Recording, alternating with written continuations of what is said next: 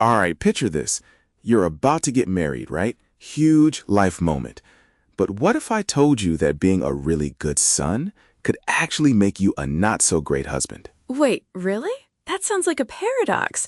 I thought being a good son was like a prerequisite. How does that even work? It's a massive transition, Priya. You're moving from primarily being a son to building a whole new life as a husband. And for so many men, these two roles feel like a battle of loyalties, a zero-sum game. Oh, that's so true. And the advice everyone gives? Just balance both relationships, which is possibly the most useless advice ever, because it gives you no framework for when things actually conflict. Exactly. It's not about balancing. It's about choosing a principle. And that principle? The primary duty of a husband is to protect the integrity of his marriage. Whoa, that's powerful. It's not about choosing a person, but about choosing the right foundation for your new life, building something new, not just absorbing someone into the old structure. Precisely. Think of it structurally. Your marriage isn't your wife being absorbed into your family of origin. It's the two of you leaving to create a brand new central unit. You're the co-captains of a new team. Co-captains, I love that. So when your mother offers helpful advice on, say, how your wife should run the kitchen, it's not about whether the advice is good. It's about who's designing the blueprint for your home, right? Spot on. Like Rakesh from Jodhpur getting ready to marry Anjali. His mom started drawing up a daily schedule for her, when to help with homework, what to cook, a script for a daughter-in-law. Oh, I've heard variations of that. And he intervened, right? He said, "Ma, Anjali and I need to find our own rhythm." He affirmed his new team, gently but firmly. He did. That's reading the field. Because sometimes concern is actually a bid for control. Like, I'm just so worried Samir won't get a hot breakfast if you leave for your nursing shift at 7 a.m. That's such a classic.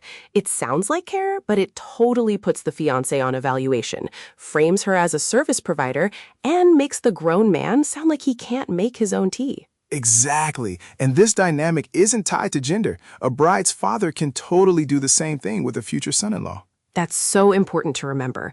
But it's a test, right? What you do in that moment teaches both women who the ultimate authority is. And that's either your mom or your wife. Yes, and while sometimes it's innocent anxiety, other times it's a strategic move for influence. The innocent version is a one-off question. The extractive one is consistent critique across everything. So the counter isn't aggression, it's calm strength. Like, "Ma, don't worry about breakfast. Priya's work is important, and we've got it. I can totally make my own tea," right? Exactly. That reassures, defends your partner without making her do it, and asserts your new family's autonomy. But here's the single most common and destructive mistake: becoming a passive messenger. Oh, when he relays mom's complaints to his wife or wife's frustrations to mom, thinking he's neutral, but he's actually abdicating his role completely. It's a profound betrayal. Your wife married you, not your mom. Your mom's issues with the new shape of your life are issues she has with you. You're supposed to be the buffer, not the megaphone. And the damage it does. Like that guy in Patna. His wife felt less like a partner, more like a harried manager. 3 years later, she had a secret bank account.